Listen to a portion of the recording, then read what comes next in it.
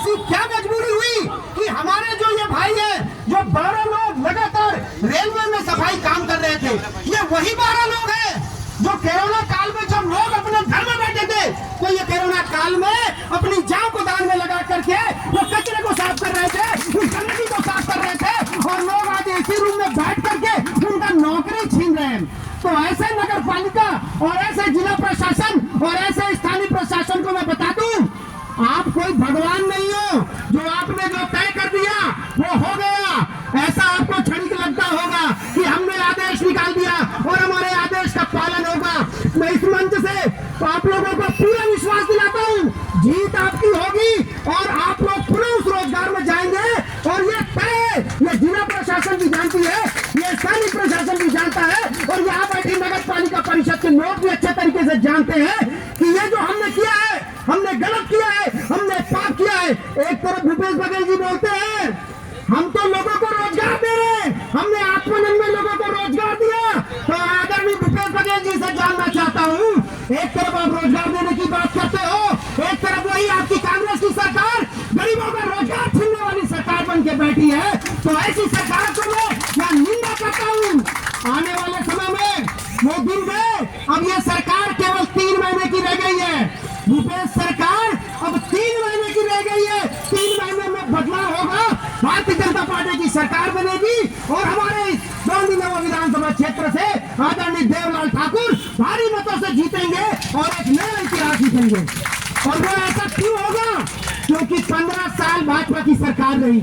15 साल में भाजपा ने कितनों को रोजगार दिया ये अलग बात है, लेकिन 15 साल में भाजपा ने एक आदमी का रोजगार नहीं छीना है। मैं यह डंके की चोट से बोल सकता हूँ कि भारतीय जनता पार्टी गरीबों का रोजगार छीनने वाली नहीं है, गरीबों का रोजगार नहीं छीनने वाली है। तो ऐसी रोजगार छीनने वाली सरकार, उसकी जितना निंदा की जाए कम है। इस विषय को मैं बहुत अच्छी तरीके से इसलिए जानता हूँ कि इस विषय में आदरणीय सांसद महोदय जी ने खुद संज्ञान लिया।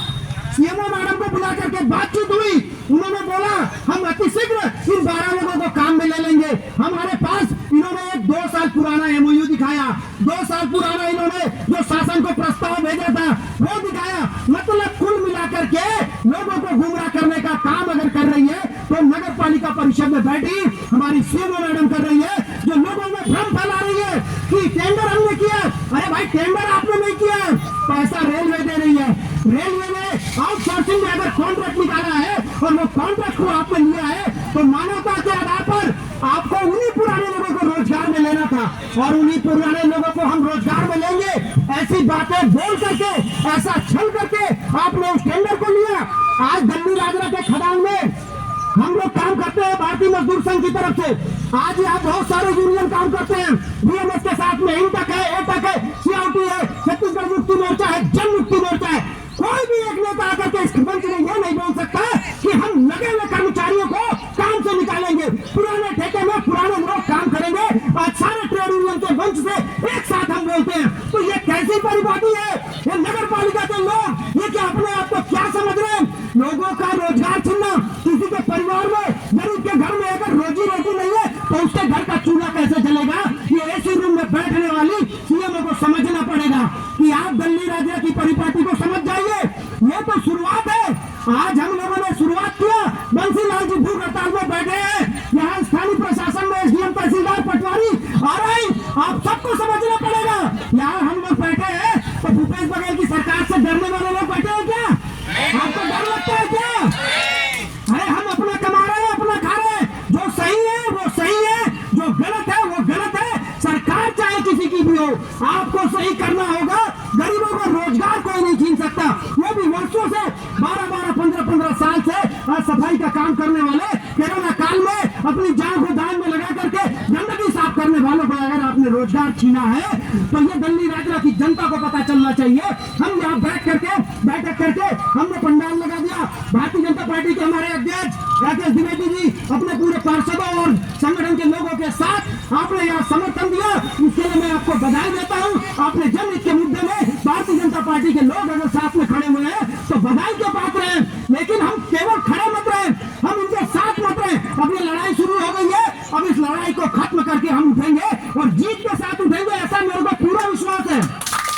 ये शासन प्रशासन और भूपेश बघेल की सरकार में इतनी हिम्मत नहीं है कि हमारे बेरोजगार लोगों का रोजगार छीन सके।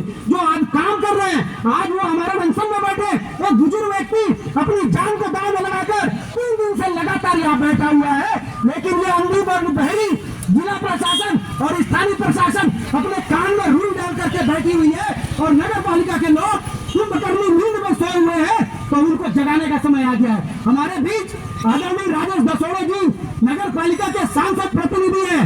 आने वाले समय में हम सांसद प्रतिनिधि राजेश दसोड़े जी के नेतृत्व में एक बड़ा आंदोलन करेंगे और नगर पालिका की ईंट से ईंट बना देंगे। सांसद जी ने आदरणीय राजेश दसोड़े जी को सांसद प्रतिनिधि नियुक्त किया है, तो नगर पालिका में होने वाले भ्रष्टाचार, नगर पालिका के द्वारा किए जाने वाले गलत कामों का विरोध करने के लिए बनाया है। और आज हमारे मंच में बैठ करके राजेश दसोड़े जी आप लोग को समर्थन दे रहे हैं। जोरदार तालियां बजाइए सांसद प्रतिनिधि राजेश दसोड़े जी के लिए। हम यहाँ पर बैठे स्थानीय प्रशासन में आदरणीय एसडीएम साहब को मैं बता दूं कि शासन प्रशासन का दबाव आपके तरफ होगा, एक बात है, लेकिन जो जनमानस का दबाव होता है, जो सरकारें बदलना जानती है, तो आपको समझना होगा कि जनमानस किधर है। जनमानस आज इन बेरोजगारों के साथ है जिनका रोजगार आपके मौन सहमति के कारण छीना गया है। आज जिलाधीश महोदय ने अगर सही तरीके से स्टैंड लिया होता, आज एसडीएम साहब ने सही तरीके से स्टैंड लिया होता, आज वहाँ सीएमओ साहब अगर सही तरीके से स्टैंड लेती, तो आज 12 लोग बेरोजगार नहीं होते। जो काम कर रहे हैं 6 महीने से आपने उनका रोजगार छीन लिया, तो रोजगार छीन करके क्या नगर के विकास में आपने अपना योगदान दिया है या सरकार के विकास में आपने योगदान दिया है? सरकार के कथनी और करनी में क्या फर्क है, ये आज आप लोगों को दिख रहा है। एक तरफ भूपेश बघेल लोग चिल्ला रहे हैं कि हम बेरोजगारों को रोजगार देंगे, आत्मानंद स्कूलों में हमने इतना रोजगार दिया, ये किया वो किया। अरे आपके ही कांग्रेस के जंग में और लगातार 10 साल से आप लोग काबिज हैं, उसके बाद आप लोग बेरोजगारों का रोजगार छीनने में लगे हैं। तो भूपेश बघेल जी आप भी तैयार रहिए, अब सरकार बदलने का समय आ गया है।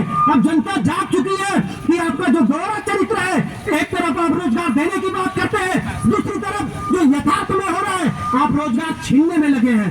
तो ऐसी रोजगार छीनने वाली सरकार अब नहीं चाहिए, अब उसको बदलने का समय आ गया है। मेरी आवाज जहां तक जा रही है, जितने लोग सुन रहे हैं, तो यहाँ जो 12 लोग बैठे हैं उनके बारे में आप विचार करिए कि वो 12 लोग जो 10 साल से रेलवे में सफाई का काम कर रहे थे, अचानक से उनसे रोजगार छीन लिया गया। यही वाकया अगर आपके परिवार के साथ होता, आपके माता पिता जो रोजगार में है, अचानक से उनके रोजगार को छीन लिया गया होता, तो क्या स्थिति होती? तो आपको समझना है कि जो चीज दिखाई जा रही है वो सही नहीं होती। हर बात जो दिखाया जाता है वो सच नहीं होता। आपको इनके साथ बैठ करके बातचीत करिए, इनको काम से क्यों निकाला गया, इनके बदले दूसरों को भर्ती क्यों किया गया। तो ऐसी नाइंसाफी, ऐसी वादा खिलाफी करने वाली जो सरकार है